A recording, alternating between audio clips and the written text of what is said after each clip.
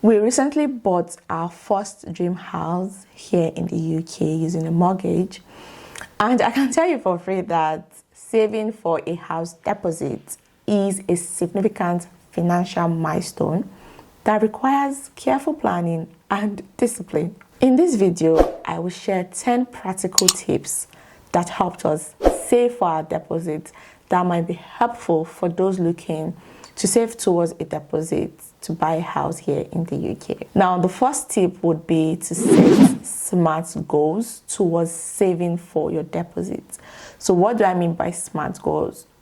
You want to set goals that are specific, measurable, achievable, realistic, and time-bound. So what helped us set a SMART goal was that we did our market research. So we looked at the UK housing market, and then we looked at the kind of house we wanted to buy and the location we wanted to buy the house. And then we determined, okay, we needed X amount of money to buy the house. Now, for those of you who do not know how a mortgage works in the UK, a mortgage is like a lump sum of money you borrow from a bank to buy a house, and you have like a period of time to pay off that money. So you pay it off monthly, and you can pay it off within 1 year, 2 years, or 20 years, or 30 years. Now, one important criteria for getting a mortgage here in the UK is that you have to pay a certain amount of money from the total cost of the house, which is called a deposit. So you might have to pay like 10% of the total cost of the house, or 5%, or maybe 20% or 50%, depending on your financial capacity. And then the bank will loan you the rest to pay off the house, and then you pay the bank. So the bank might pay the house owner or developer the rest of the money, while you pay the bank monthly, or however you want to pay the bank. Now, in the UK, there are some mortgages where you don't need to put a deposit, but because we are on a visa, we had to put a deposit. And to secure our mortgage, we had to put a 10% deposit. So that was what the bank was asking. So before the bank can give us any money to buy our house, we had to put down 10% of the value of the house. So this gave us a clear picture of how much we needed to save for our deposits. Now, once we knew we needed to save X amount of money for our deposits, we needed to look at our finance and look at how much we could put aside every month and for how long we could do that to achieve the amount we needed to put for our deposit. So basically, that's what we did. Like I mentioned earlier, the exact percentage you will need for a deposit can vary depending on your location, visa status, and the type of mortgage you are getting. Now, having a clear goal would help you to stay motivated. For us, our goal was to save 10% off the home purchase price. The second tip is to create a budget. If you're an OG on this channel, you should know that I am the queen of budgeting. Like, I talk about budgeting in some of my videos when I talk about money.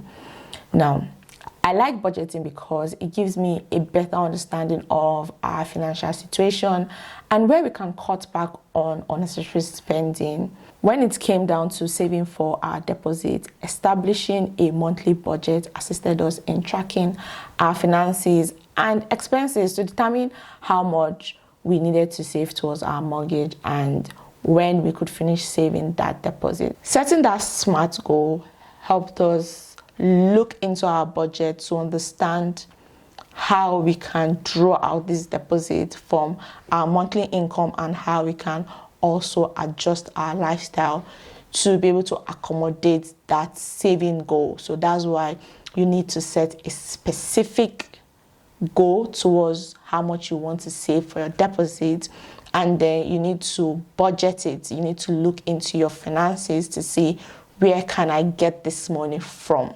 The third point is to open a separate savings account. So what do I mean by this? We opened a separate savings account from our regular accounts. So opening a different account helped us keep our savings separate from our day-to-day spending and it made it easier for us to track our progress.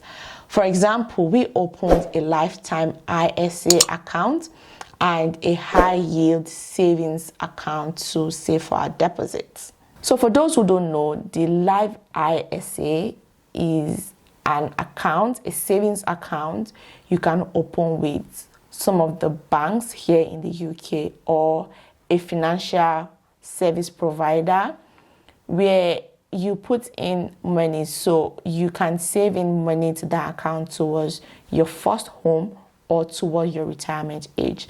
Now, these are the only two circumstances in which you can withdraw money out of that account. If you withdraw money out of that account and the money is not towards buying your first home here in the UK or towards your retirement, you lose 25% of the overall money in that account. Now, when you put money in the Live ISA account, the government, that's the UK government, will top it up by 25%. But you can only put £4,000 in that account per tax year. Now, the tax year is always from April of, let's say, this year to April of next year. So the tax year is always from April to April. So this year tax year is from April of this year to April of next year. Basically, that's what they call tax year here in the UK. Now, in each tax year, you can put £4,000 max. You can max it out at £4,000, and the government would give you 25% of that £4,000. So that means they'll give you £1,000 on the £4,000 you put in that account. Now, this was a good government incentive we used to help us save for our deposit faster, because we saved for our deposit over a 2 years period. So when I say we, I mean my husband and I.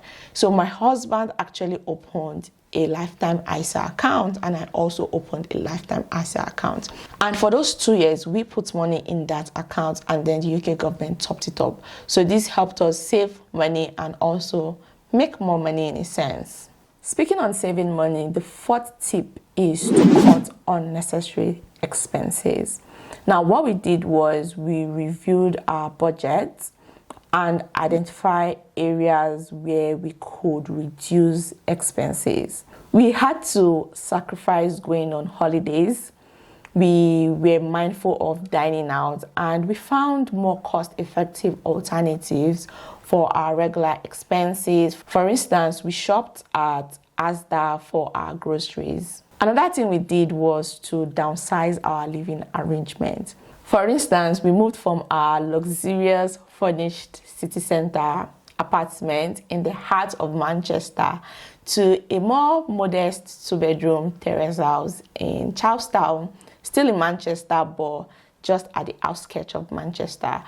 Now, this helped us save £500 monthly, because our city centre apartment was costing us £1,200 per calendar month, and as at the time we left, we were looking to increase it to £1,380 per calendar month. So we decided to move from that apartment to a house still within Manchester but not within the city centre, and that was costing us £875 per calendar month.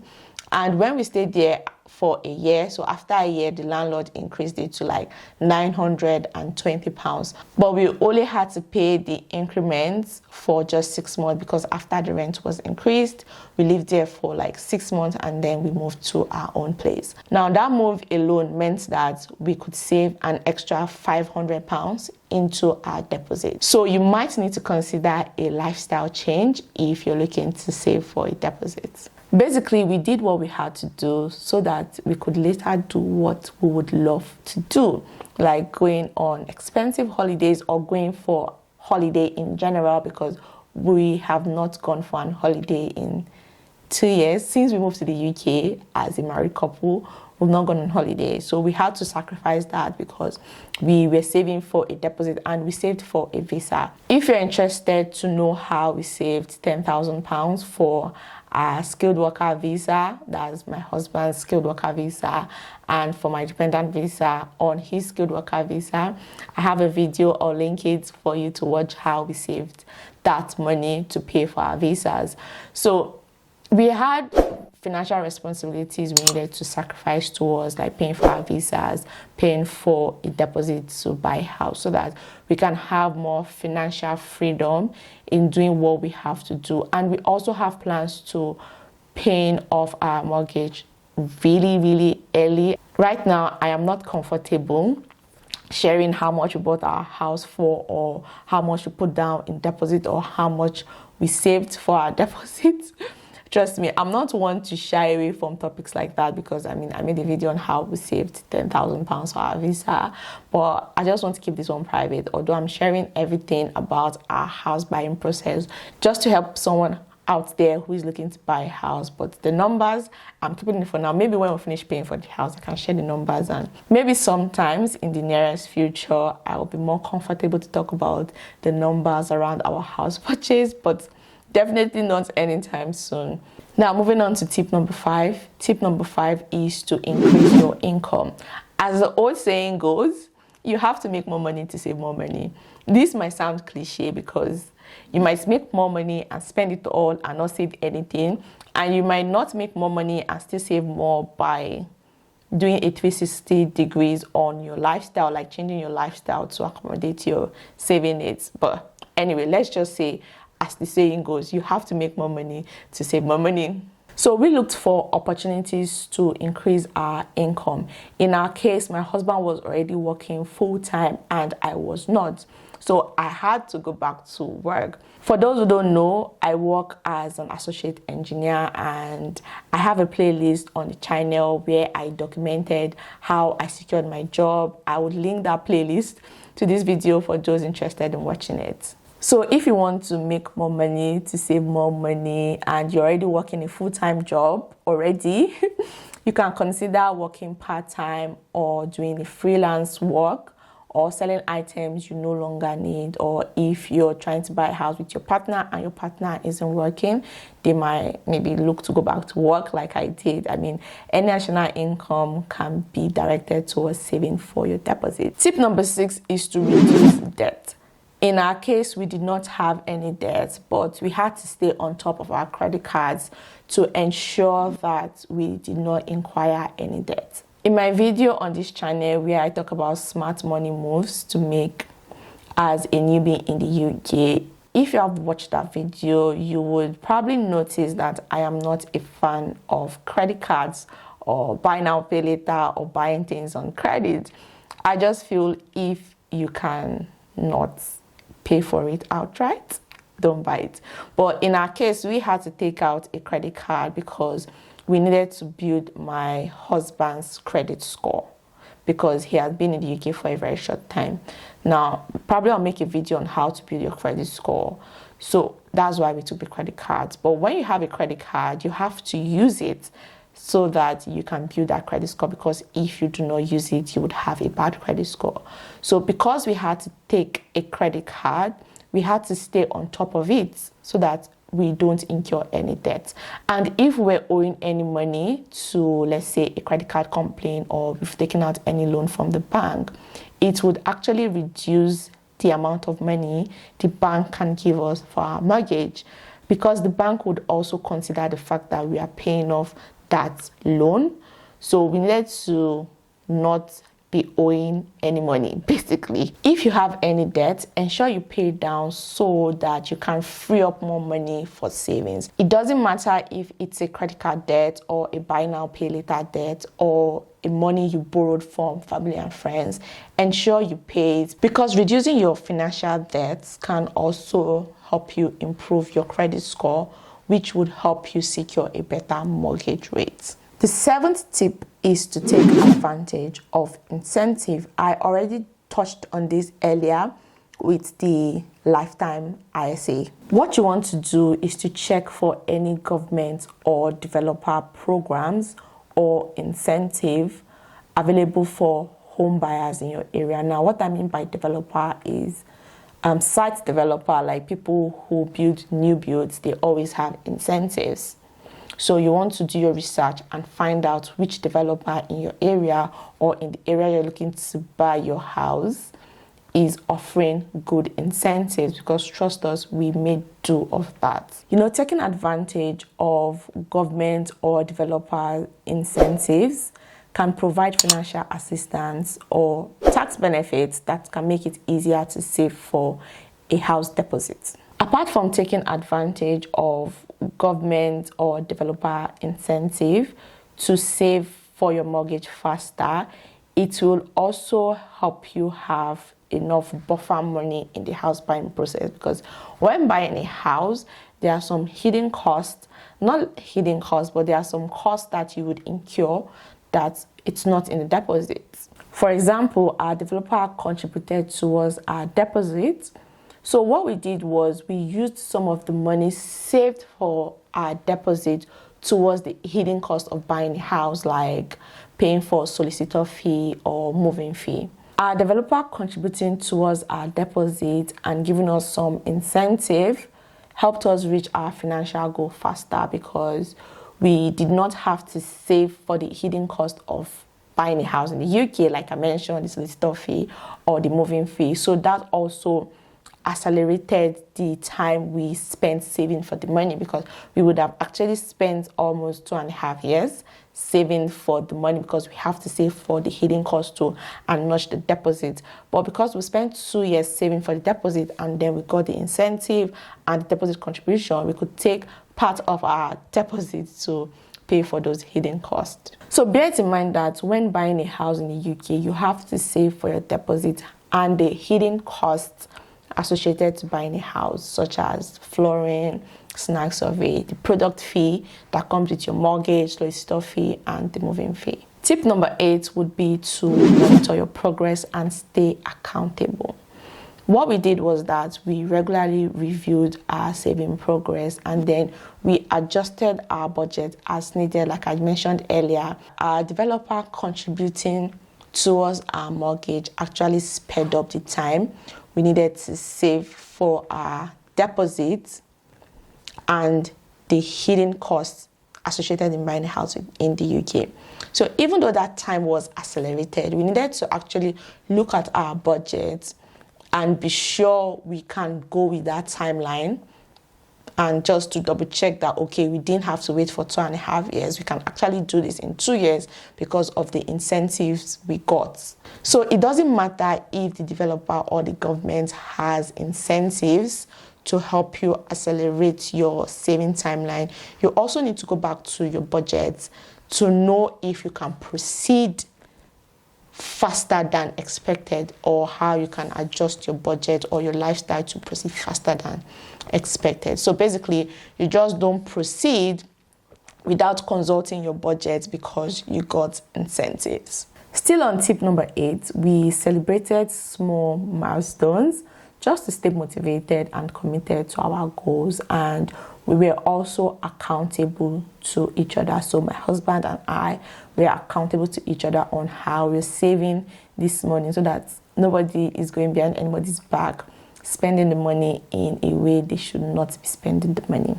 So if you're saving for a deposit to buy a house here in the UK with your partner or your spouse, you can be accountable to each other, or if you can't be accountable to each other, you can find someone who you can be accountable to financially, so that it keeps you on track in saving the money. Because trust me, money is fickle. Once you start to spend your savings, you won't know when you finish spending the savings. Tip number 9 is to seek professional advice. Saving for a house deposit and buying a house is a significant financial milestone. I cannot overemphasize this. I highly suggest you seek the professional advice before embarking on this journey, especially if you're not financially savvy or you need help understanding how money literally works in the UK. Now, you want to consult with a financial advisor or a mortgage broker to understand the requirements and options for first-time buyers in the UK or home buyers in general. Now, a financial advisor or a mortgage broker can help you understand your financial situation and provide you with strategies and mortgage products that suit your situation. In our case, we sorted out professional advice when we were about to take out a mortgage. Before that, we managed our finances ourselves because we were financially savvy. We understood how money and how mortgage worked in the UK. We also understood our financial circumstances and we are good with budgeting our money. The last but not the least tip is to be patient and persistent. Saving for a house deposit takes time and discipline. I mean, it took us 2 whole years to save for our deposit. It would have taken us 2.5 years if we didn't get the government incentive, which was the lifetime ISA, and if we didn't get an incentive from our developer. So stay patient and keep going, even if it takes longer than expected. The efforts will be worth it when you achieve your goal of home ownership. To conclude this video, remember that saving for a deposit is a significant financial milestone. I'm sure this is the third time I'm saying this, significant financial milestone. And it may require sacrifices and commitments. However, with careful planning, setting smart goals, and discipline, you can make your dream of owning a house in the UK a reality, just like we did. With this, we have come to the end of the video. Remember to share the video with someone who will find it helpful. Bye for now, and thanks for watching.